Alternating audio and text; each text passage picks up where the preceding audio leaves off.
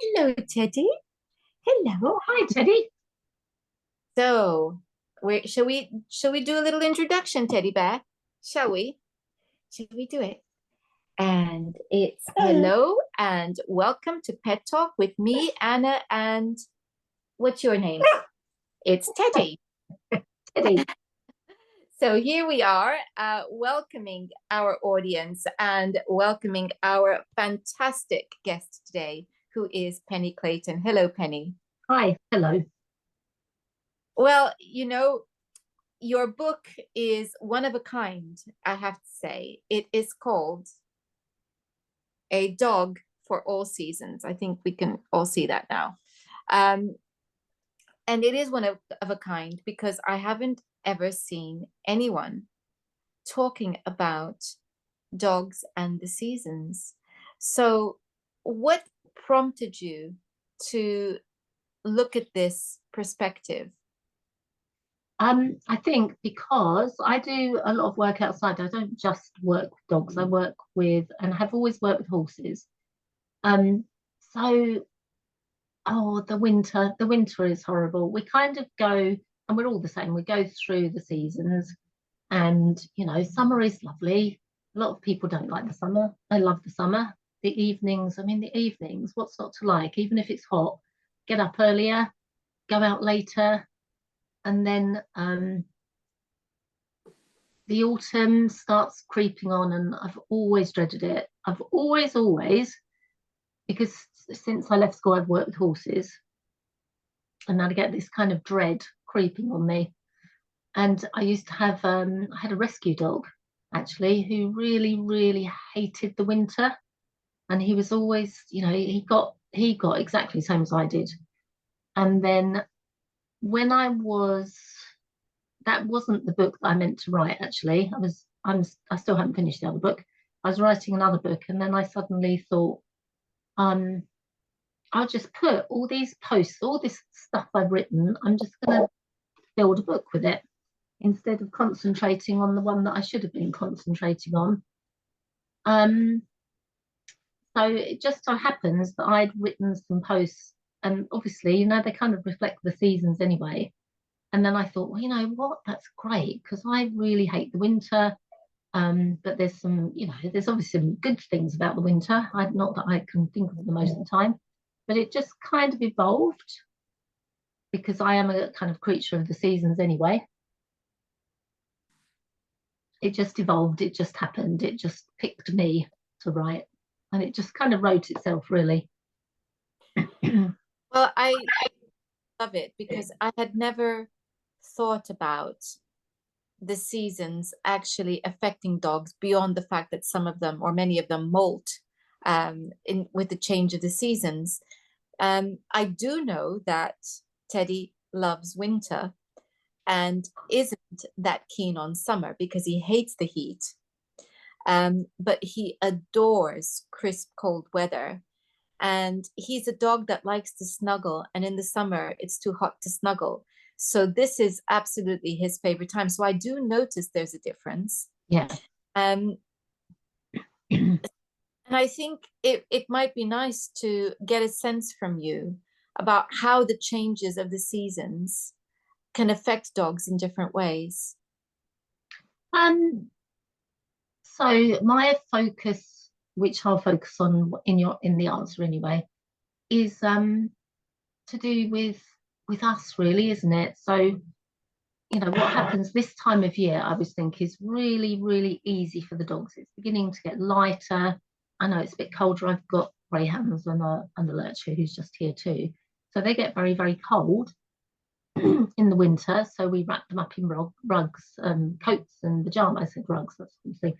Pajamas and little coats, little fleecy coats, and then we keep them warm. Um, so I think, for instance, around Christmas time, it's a really hard time for dogs, and it's really kind of boom. So you've got Halloween, which now is more of a thing in the UK, isn't it? People go out trick and treating and things. And then you've got firework night, and how many dogs really hate that? Then there's the lead up to Christmas. So it's a really, really pretty grim time of year for dogs. And then we've got this run now, which is really quite easy for them. There's no fireworks, hopefully. There's no big festivities. It's Pancake Day and we can all make our dogs pancakes, so that's pretty nice. Then really, right the way around to Easter, it's not too hot. Hopefully, it's not too cold. This is a good section of the year for dogs. This probably would get the big kind of tick for them. And then we're into Easter. And again, it's not so, you're not when nobody's gathered in the house so much. So the impact on the dogs is probably not so intense. The year, as far as the dogs are concerned, especially if they live with families, it must feel some parts must feel really, really difficult for them. And I don't think that awareness. So, I know for some people, they're very, very aware of how everything affects their dogs. But if I look around, if I'm walking, everybody's so busy on their phones and they're so busy planning their own social activities that they forget about all of that impact that happens to the dogs. Whether they like it or not, Christmas is going to happen. Firework is going to happen even if we don't have fireworks, however much we try and shield them. So there's certain points of the year that really impact them. So it's more about activities than it is about the actual weather. Yeah, it's not really to do with the weather. I mean, the weather, it makes our lives, it changes our lives, doesn't it, really? Especially over the last few years where we've had very high winds or we've had floods, or that changes, obviously. That impacts us and impacts the dogs. But it's not really that's the biggest problem for them, is it? If it's windy, I know some dogs don't like the wind and they're really worried about it. But it's more to do with our social activities that impact them. So it's very, it's very seasonal, isn't it? All of that. So what I'm hearing from you is that really what dogs like is calm. They like calm and steady rather than intense activity, which is the issue with Christmas, other holidays like that. When I think about it, Teddy has a lucky time because our Christmas is usually very quiet and peaceful. It's kind of a downtown. In fact, I think Teddy is fortunate because it really is just the three of us in the house. He has regular visits. People do come to the house regularly. He enjoys that, but they're not intense in the sense that he gets very excited when they arrive. Everybody has, a little bit of food. I always give him something while everybody's eating. And then he has a little bit more activity of interaction and goes to sleep on the sofa. And he's much better when people come to visit us than when we go to visit others, because he is so excited about in a different environment.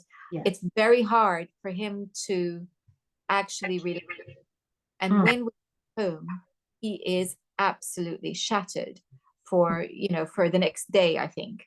So I think when I'm thinking about listening to you is that I can see exactly what you're saying just based on that, how stressful it is for him when he's super excited and super aroused for a long period of time of maybe 2 or 3 hours when we visit others compared to when others visit him even. So I can imagine for Christmas, for some dogs, that having that busy time can be quite stressful. And while you're talking about that, you've reminded me of somebody that I was seeing a little bit with her dog last year. In fact, it's the year before last. It doesn't really matter. But she was really, really worried on the run up. It got to about September, and they decided that they would go and visit her husband's parents.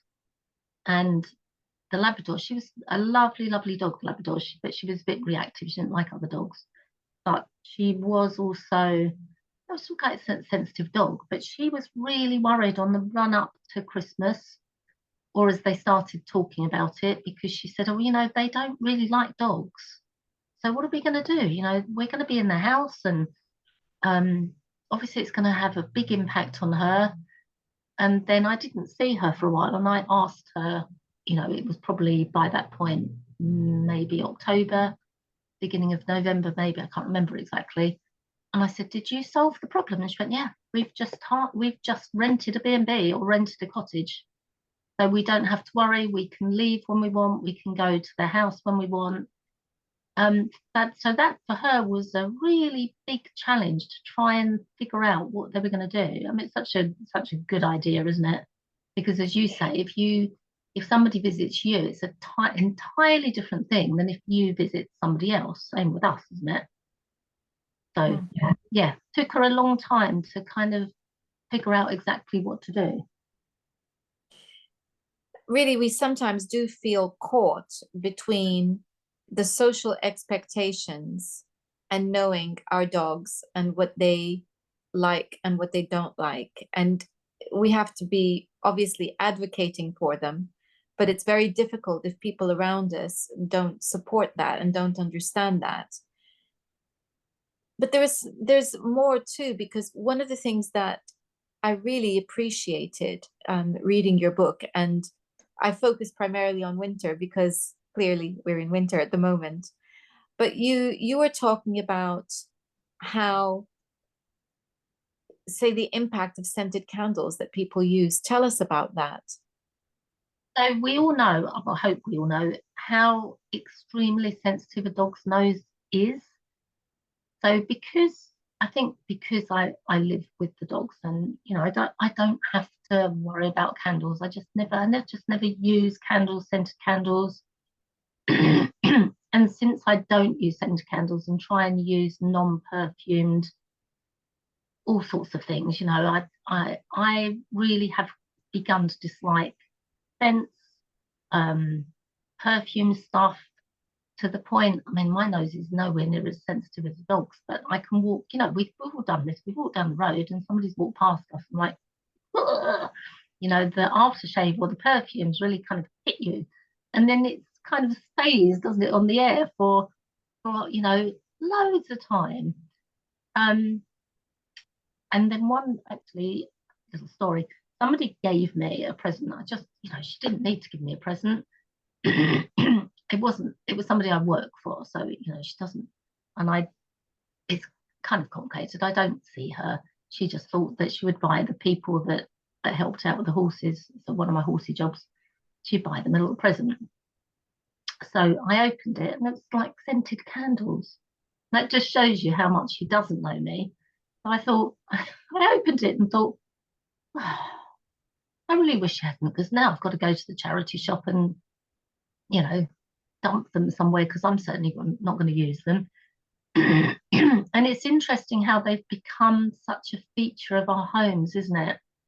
Now, everybody has some kind of perfume, some kind of um, air freshener, or like there is a story I was writing about on my group the other day. My brother went over to, well, he's living at my mum's at the moment. It's quite complicated. My brother's living at my mum's.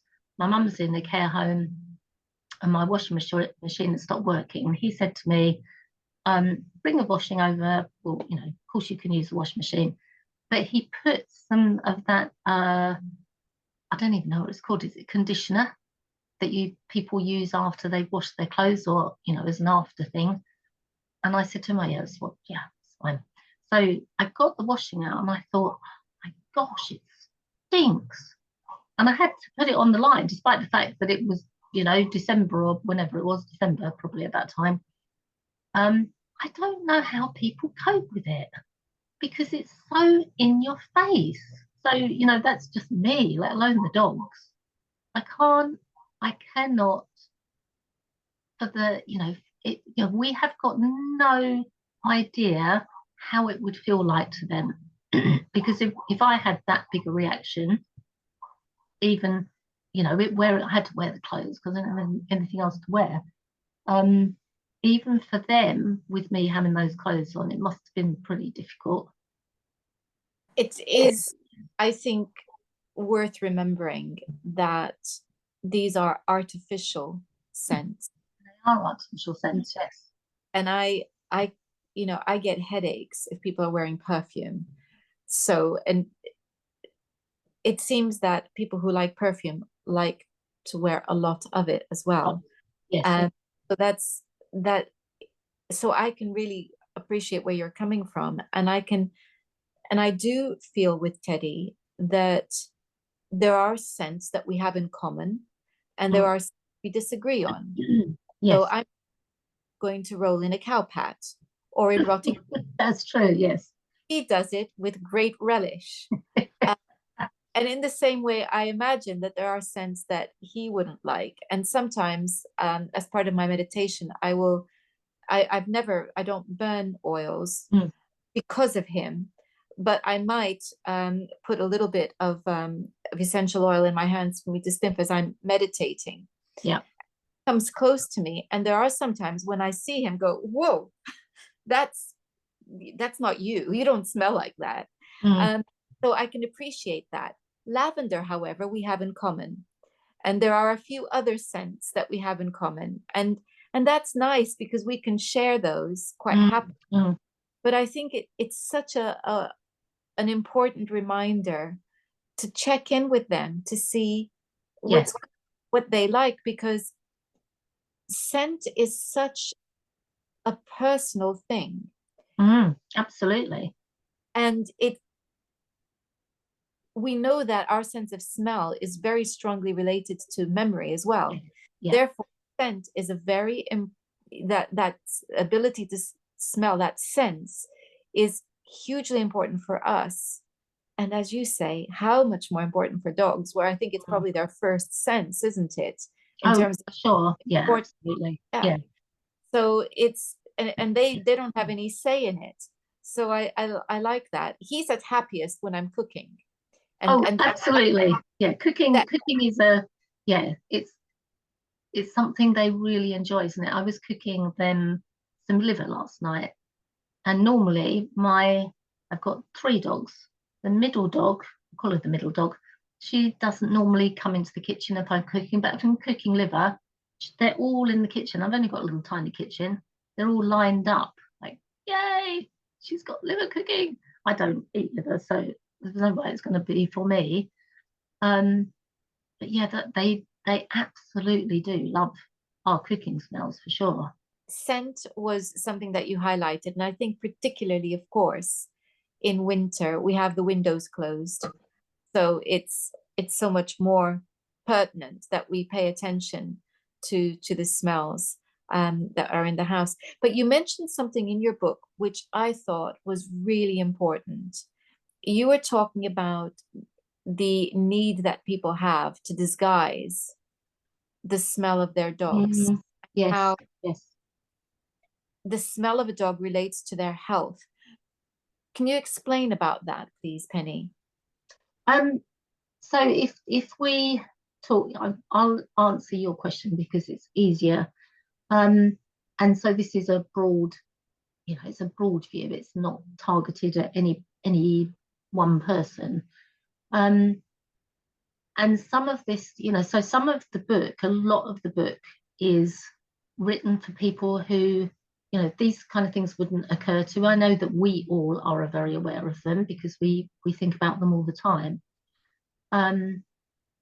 But it's like if you watch the television and there's always some advert running about nose blindness and that dog smell, wipe the smell of your dog away. And then with relevance to or in relation to their health, for instance, so what I don't think people realize is if their dog smells, then there's a reason for it. Then that dog is not a well dog, because I think we all do it. When you if they don't mind, you put your head into their fur and you take a big old, sniff in. And I think we all do that. So what clearly there are people that just dislike the smell of their dog, but I think they dislike the smell of the dog unless they've rolled in Foxbury, of course. They dislike the smell of their dog, but they don't realise there's a connection to them being unwell or ill health. And that's what they're trying to kind of gloss over by putting these, various air fresheners on their furniture or bathing their dogs in the various scented shampoos that they can pick up in the big drug, not the big pet stores. And I don't think they realise that when their dog smells particularly pungent, that's a sign that they're not well. Could it also be related to the diet that the dog is eating? So it could be related to diet, and I think I put a funny bit in there about dog farts. And that's probably people's worst. They probably talk about that more than anything, to be honest, don't they? And they do that like funny, oh, the dog farted again. And they don't, there's not enough attention. In fact, I wrote a post on it, which was part of that section. Put it on the dog group, and then people, lots of people are very sensible, and then somebody will always pipe up like, well, my dog's farts are really smelly. Did you not read my post? Did you not read everybody else's reaction that there's a reason why your dog has really stinky bottom burps? I sometimes sometimes you just want to hit your head like, oh gosh, did you not read the post in the first place and know that there's a link between maybe you need to look for a better food, maybe you need to check your dog's health, because it's not normal.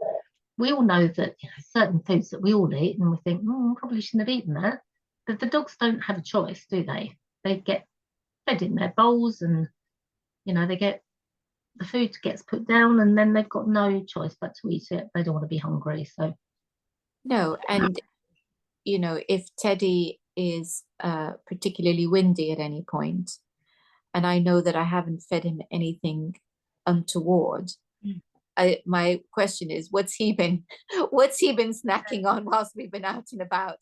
But but I watch him very carefully then, because I know that it's not exactly an upset tummy in the sense that he doesn't appear to be uncomfortable, but on the other hand, something's going on in there, and I need to monitor that. So I think the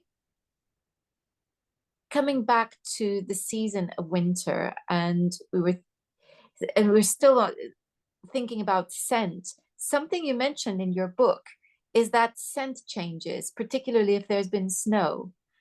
I think that's very interesting, because I don't think about it, but it's obvious, because scent does change. The one that I notice is the smell of exhaust on very cold day is much stronger than usual. And so if that's the case for me, for Teddy, absolutely. So tell us about the way that scent changes in winter, if it's particularly cold and snowy. Okay, so I'm going to answer this in a kind of roundabout way. I know that back about October time, I think it was, we had some really warm weather. And it was, it was really, really warm. It was unbelievably warm. And I was walking, and clearly it was October. But what I didn't realise as I was walking, so there's some fields by me, just they're quite big fields. They grow crops on them.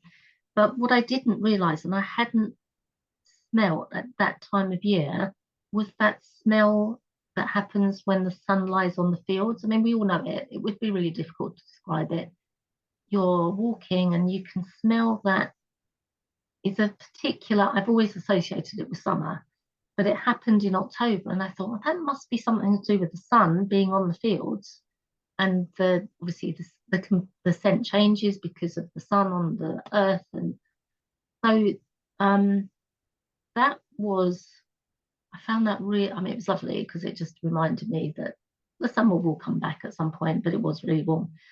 And then as I'm walking this afternoon, and even there might have been one evening this week as well, where it smelt very different, and I couldn't quite put my finger on it. It was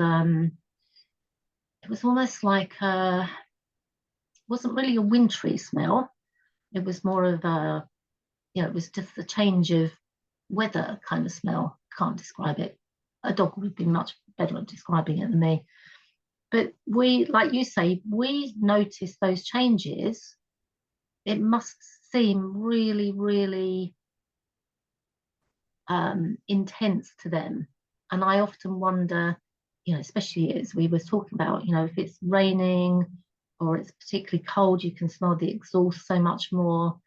And I also wonder if they are able to smell scents from, if it's not that far from me to London, whether the scents come across from London, even if it's a particularly windy day, whether they pick up on more of the pollution-y. I know it's not quite so bad over there at the moment, but whether they catch scents from the city or vice versa, that the dogs in the city catch the scents from the countryside. Because if you read all the books, we know how phenomenal their sense of smell is. So there's every possibility that they would catch some of the scents that come in, even from the countryside to the city or vice versa. And maybe it changes their behavior. How would you know? I can remember when Teddy was a puppy. This is something I'd completely forgotten. Um, except as we're talking about it, I knew that on rainy days he was more excited. Mm.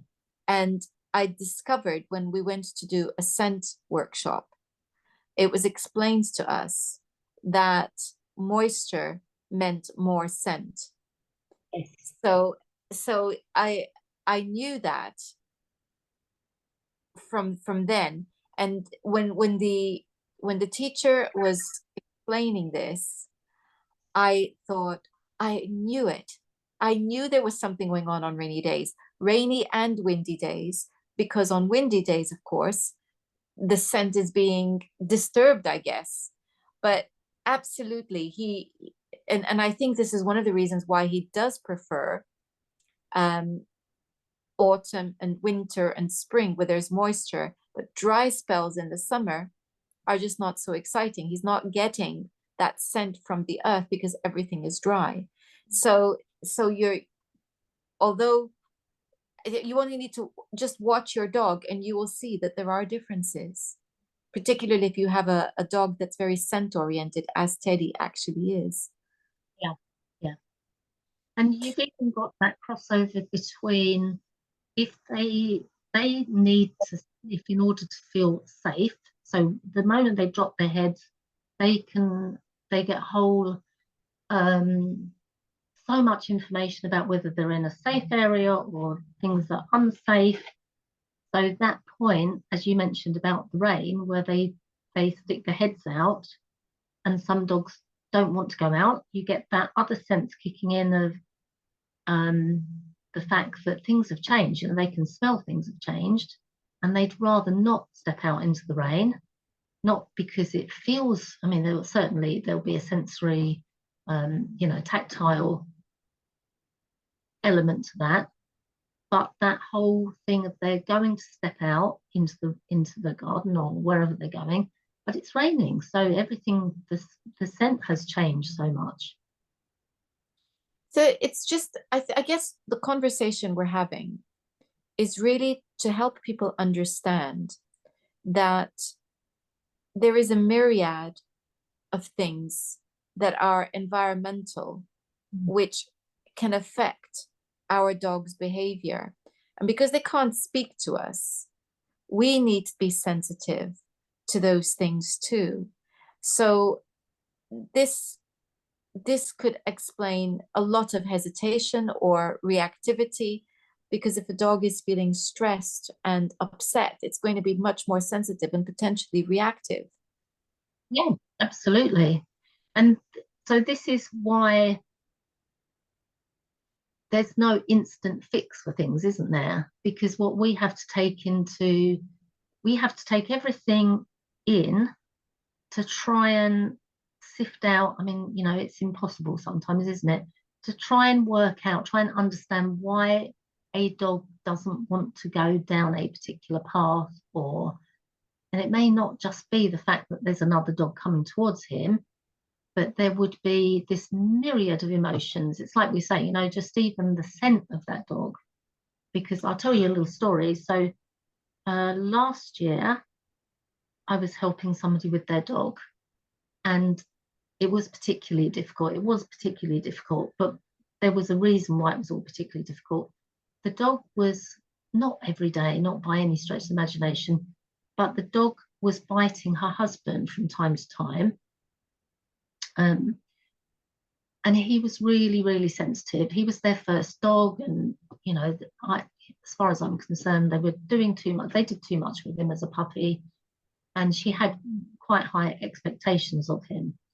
So that was the kind of filling in on the background. Um, the main problem, as she saw it, was that he was biting her husband. So that was creating arguments. And she would say to him, well, why is he biting you? What did you do? Blah, blah, blah, blah, blah. And then also she would come in. So she would go out for the evening with her friends, come back in, and he would be seeming to be, a bit staggery. Um, and the dog would be as far away from him as possible. And then go forward a few months, her husband was really quite unwell. So he went for blood tests, and it turned out that he had tumor in his brain, so he had brain cancer. Plus, there was a lot of antagonism. And once she realized that her husband hadn't been drinking when she was not there, and there was a reason why he was being a bit forgetful and dropping things and then picking them up, and the dog would bite him. Um, and all this time, because he was still a very young dog at this point, all this time he would have known there was something wrong. He would have been able to sense it with his smell for sure. And it was very, very sad, because he turned out to have a very fast growing tumor, and he died probably 7 or 8 months after that. And then, of course, he went through the whole roller coaster again of um, his dad, if you like, being in a hospice, and she would be going in and out to visit him, and obviously coming back and smelling of all the, of whatever dogs can pick up, because people are visiting hospitals and hospices. And I felt so sorry for him. He really was a mess. And then he continued to have problems, which she didn't understand. I gave up in the end, because you know how you get to those situations, and I would sit her down and say, look, you've got to try and, instead of looking at it from your point of view, think about how he's coping with it. I know that you're going through a horrible time. He's going through a horrible time as well. Everything's unpredictable. There are things in his world that he cannot control. It's totally out of control. And but the most awesome thing, as far as I'm concerned, is he would have known all that time. He would have known that his dad was ill. They are very sensitive to that. And I can testify to that because Teddy's daddy was not well last year. And Teddy got to a point where he would not go to bed unless his daddy went with him, something he's never, ever done before. And I think either he knew that his daddy needed rest and was pushing him in that direction, or he was anxious and wanted to have the three of us together. And it could be both. It could be a bit of both. So he did know. I don't know whether he could smell it, but he absolutely knew. It was very clear. And when the hospital time came, he when we dropped him off at a friend's and I came and collected him and brought him home, it was, well, where is he?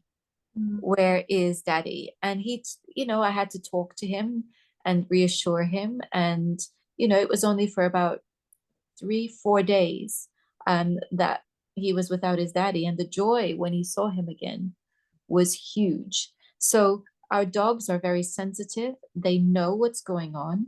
They don't know exactly what's going on, but they can sense when something's not right, and they may not have the capacity to understand the situation, but they know something is wrong and they need support. So Teddy had loads of support. He, from me, from our friend who was looking after him, she was absolutely wonderful with him.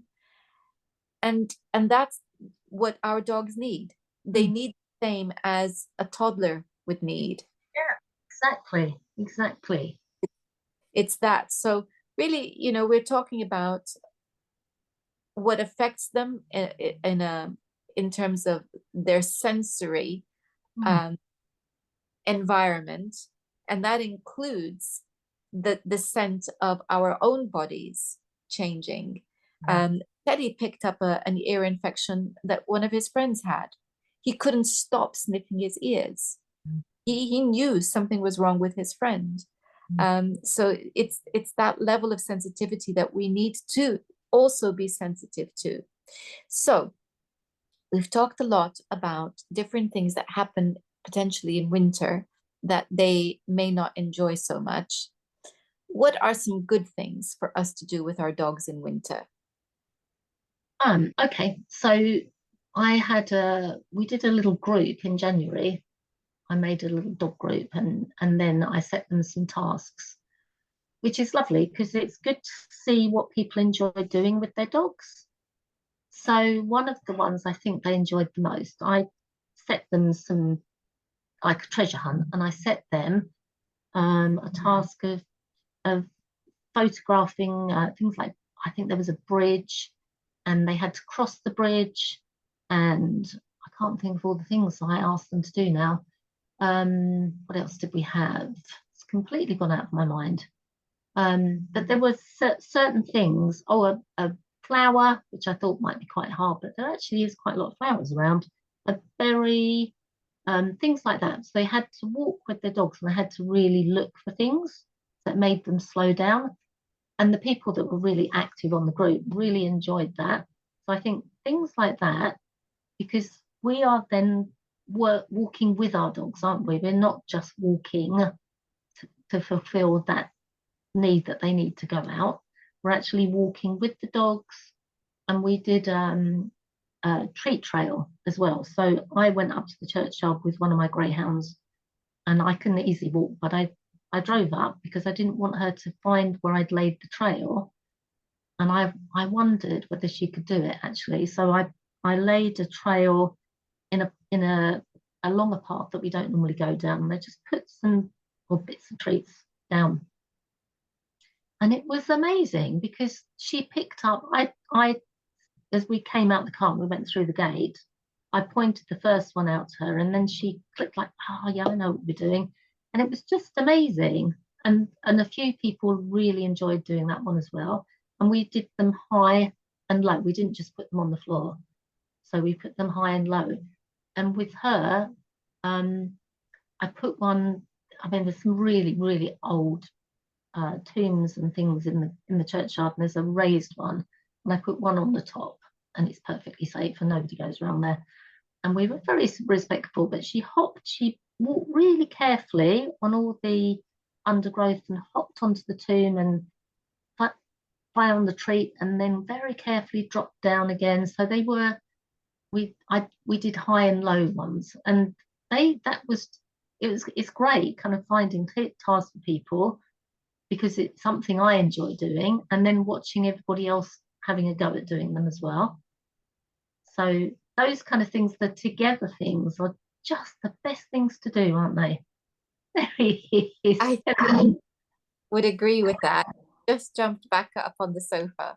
And yeah, he would agree. He loves nothing more than games together, and scent games are his absolute favorites. So laying trails for him is his favorite thing. So yes, and I think winter is a good time to do that as well. I also particularly like what you did with regards to the slowing down of the walk, which makes me think about um your chapter on forest bathing. Oh yes, yes. Forest Tell bath. us that. So it's just, I mean, there are guides that can tell you exactly what to do when you walk into a forest, and proper forest bathing guides. But that whole feeling, especially in the winter, I mean, isn't it the best thing in the summer when you walk into and it's hot, and then you walk into the trees and you sit for a while, and it just feels lovely, doesn't it? But even in the winter, where you walk into an area of trees and they've lost all their leaves, and you can hear the branches touching each other, and there's that kind of musky smell coming up from the leaves, and that's a real sensory thing even in the winter, isn't it? You kind of think about forest bathing when it's all leafy and sunny and beautiful, and there might be a little bubbling stream, but it's so much more than that. So you're walking into an area, and this is the great thing about forest bathing. You can do it in a tiny little area of trees. You don't have to be walking into one of those great big forests in the States or anything. You can just walk into an area and stop, and the dogs are going to be sniffing anyway, aren't they? But if you just stop and watch them, or then you start to realize that they're picking up things that you wouldn't even notice. So doing that with a dog is even better than just doing it on your own, isn't it? It is, and we are very fortunate in that we have beautiful woodland about 50 minutes drive from us, and we are there almost every day. And it's joyous because Teddy loves to explore and sniff, and I get the chance to um, do things like forage. Or the other day, I was looking to see if I could find pine trees, and Mm. instead found actually that I hadn't noticed before there were lots of fir trees around. So it's that connection with nature, and I think in a sense this is where we could learn from our dogs. Yes. If we engage with nature in the way that they engage with nature, it means that the walk is likely to be much more enjoyable for for both of us, for all of us, human and dog. So I think this is a beautiful note on which to end our wonderful conversation, to encourage everyone to go and spend some time, but actually spotting nature. And I love the task that you gave your group, where they had to go and find things in nature, because then that means that they're focusing on their environment rather than just feeling like, oh, it's a cold day, let's get this over with, which can be a little bit tempting, particularly, I would say, on a rainy day. On a rainy day. You all have days where you think, oh my gosh, I just need to get in. Yeah, But do. there's the other days. Yeah, exactly. So, Mhm. a reminder to everyone that the book that we have been discussing is called A Dog for All Seasons, and I'll be putting a link to that in the description box. And Penny, if people wanted to find you, how do they do that? Okay. There's a few ways. I've got a website which is horseandhoundschool.co.uk.